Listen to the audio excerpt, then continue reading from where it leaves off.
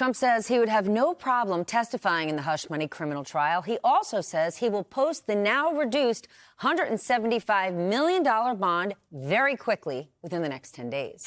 With that, let's get smarter with the help of our lead-off panel this evening. Suzanne Craig is here, Pulitzer Prize-winning investigative reporter for the New York Times. She has reported on Donald Trump's finances for years. Brian Schwartz joins us, CNBC political finance reporter. Dave Aronberg is here, state attorney for Palm Beach County, and Watergate assistant prosecutor John Sale. He's a former federal prosecutor, having served in the Southern District of New York. Dave, I am in your home state, so you get to go first. Many people were surprised when the New York Appeals Court reduced Trump's bond, but he still has to pay $175 million, and if he loses the appeal, another $285 million. What's your take? I was surprised, too, because he went and said on social media that I've got the money, over $500 million, and the court still listened to his lawyers instead of the client and allowed him to reduce the amount significantly and get an extra 10 days. So I was surprised. And, you know, the criminal justice system is not as transparent as it should be, and especially in New York, where they don't allow cameras in the courtroom, and you had this appellate court who didn't even explain their ruling. You'd think this would be the one case where they'd want to tell the public why they did what they did. That's what I thought was so interesting. It was this two-page ruling with no reasoning, John. What do you think? Well, it's not a criminal case. It's a civil case. But I think they did the Attorney General a favor, because the Attorney General's office is not in the business of seizing office buildings. They're going to be mortgaged. You have to pay off the mortgages. The commercial real estate market in New York is terrible.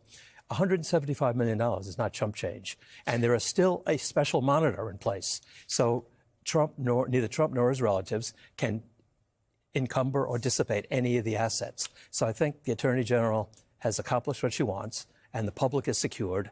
And now let the appeal take its course. Suzanne, he's got this extra 10 days. He says he's got the money, no problem. He'll be paying it quickly. Two questions. Do you think he has the money? And number two, he's also saying he's now going to fund his campaign. He didn't do it last time. Why should we think this time will be different? Let me start with the first one, which is I do think he has the money, and I think he'll post this soon because it's clocking interest. He's been given 10 days. I think we may see it post before, but I think he can do this. And it was interesting, as I was surprised too to see the appeals court come through on this. I thought, Thursday was when we thought they would rule, and that's when they normally rule, and it came and it went. And then Friday afternoon, he came out and said, I've kind of got the $500 million. That's Buster in the background. I was surprised to see it this morning, but it's still short. And there's sort of people, I think, rightly sort of wondering if there are two forms of justice here, one for Donald Trump and one for the rest of us. It's less than half of what we thought he would have to post, but it's still a lot of money. And I also wonder, the appeals court, it was frustrating that they didn't give any reason why, but one of the reasons, I keep thinking about is just if Donald Trump had to post $500 million, what that would have done to the Trump organization, depending on the assets that Letitia James decided to go after. If she went after all of his cash, it could have just wiped out his payroll and his ability to service his debt. All right, then given that's his cash position, given how well you know his finances and him being an honest broker, you believe he's going to fund his own campaign? I can't even keep a straight face. Well, yeah, that's a separate question. I don't think we're going to see that coming up. I mean, based simply on history, he did in 2016, but he hasn't put any money in since then. And I don't see it happening. It hasn't happened to date in this campaign. It's hard to predict what's going to happen, but history is a bit of a guide here. Brian, you've been reporting on Trump turning to his old cast of wealthy supporters, though many of them have changed, for the financial aid he needs. Any of these guys coming to bail him out? Well, I don't know about bailing out, per se, but what we're seeing here is that Donald Trump, while he's been, trying to figure out how to handle all these legal issues, posting a bond and whatnot, he's really been cobbling together a very small group of wealthy Republican donors to help not only his campaign, but a political action committee that pays for Donald Trump's legal bills. I believe about a month ago, it paid about $5 million on Trump-related legal bills. And these are people like John Paulson, Rebecca Mercer, Robert Mercer, and many others. And that's all kind of cultivating into an event that's set to take place next month at Paulson's home. And the tickets, the top ticket goes for over $800,000.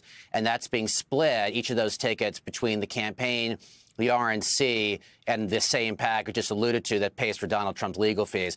So this is where he's at right now. You kind of touched on this before, whether or not he's going to put money into his own campaign. I mean, I think the better question is, why would he even have to do that if his fundraising is so strong? And the answer is, well, because his fundraising really hasn't been that strong lately. And he's kind of in a cash crunch right now. And he has to raise money not only for a campaign for president, but also through a PAC that pays for his legal bills. It's a very, very interesting and unique situation, Stephanie. All right, Dave, is it a bigger deal that Donald Trump is only having to post $175 million versus $464? Or is it a bigger deal that for the first time ever, a former president, 3 weeks from now, is about to sit for a criminal trial? I think it is huge that we will have a criminal trial of Donald Trump before the election. Remember, we thought all was lost.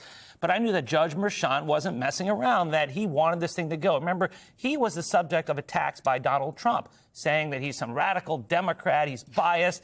And, Merchan was on him. He knew that these were all stall tactics. And he repudiated Trump's lawyers in court today, and it wasn't a good look for them. So, no, I think the biggest deal today is the fact that he's going to trial, and it's happening on April 15th, a day that Trump may not have in his calendar because it's tax day. There you go. John, any chance his lawyers will be successful in getting a delay? I mean, that judge, he was not happy. Well, Mr. Trump said on the way out of the courthouse they're going to appeal. That appeal goes absolutely nowhere. A judge has broad discretion in controlling his docket. So I don't even think they're going to file an appeal. I don't even think it would be in good faith. But, when Trump was first indicted in this case, he said there would be death and destruction if he really comes to trial. None of that's taken place. I think the criminal justice system is going to play out. I had occasion to talk at the ABA conference in San Francisco a couple of weeks ago, and I called Trump an existential threat to the rule of law. But I think the best way we can protect the rule of law, and I think my friend Dave will agree, is to make sure he gets a fair trial. Absolutely. Suzanne, people like to dismiss this case, though. They like to say, it's just about hiding adultery, it's just about embarrassment. But it's not. He is facing allegations of criminally falsifying records to hide information from voters. Well, I think two things there. I think the reason that people dismiss it is because it is a bit of a novel approach to a law. In order to get it to a felony, they've got to connect a misdemeanor to it. And we haven't seen something like that. It's not very common anyways to do that.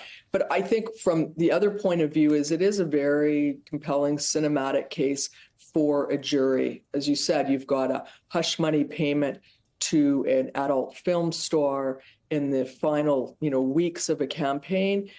Arguably, and Donald Trump will say it was for another reason because he didn't want his wife to know. But I think they plan to present evidence that it was actually to sway the election. I mean, these are the things that movies are made of, and I think this is a very sellable case to a jury. Brian, are any of Donald Trump's big-time backers fazed at all that he's facing criminal charges, that they could be backing a guy that could be convicted? Does this matter to that set? To be honest, I really don't think they care. That was part of the reporting that we did for this story. And really, when you talk to people close to many of these donors who are going to this event at Paulson's home next month, many of them just say that they really don't care with some of their money going to help Donald Trump's legal bills, or frankly, raising money from other donors, with the idea being that even those other people's money is going to Trump's legal bills. And the reason is because, for these people, they see this very differently. They see the campaign and Donald Trump's legal issues intertwined as one. And that is really key here with how Donald Trump's been raising money, not just from large dollar donors, but also from small dollar donors as well. And it's been working with this group because these people are just signing on with that belief system. And that's another way that he can raise money and pay his legal fees all at the same time. John, there's been reporting, Andrew Weissman said it, that he can see divisions within Donald Trump's defense team.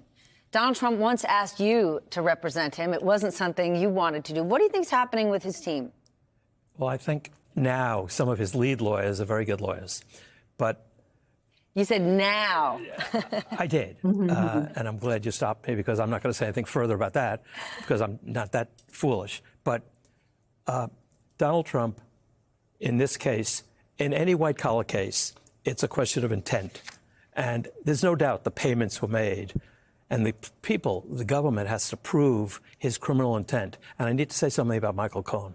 If the jury finds Michael Cohen is not telling the truth, Donald Trump will be found not guilty. And my former office, for which I'm very proud, the Southern District of New York U.S. Attorney's Office, they passed on this case, not only under Bill Barr, but under the current Justice Department. And when Michael Cohen was sentenced, my former colleagues wrote in a sentencing memo that he pled guilty to 4 serious crimes: lying to Congress, lying to banks, and tax evasion. And they wrote in a sentencing memo, this is not a defense lawyer, this is the U.S. Attorney's Office, that he committed a series of crimes, quote, each involving deception motivated by personal greed and ambition. So he's a defense lawyer's dream to cross-examine.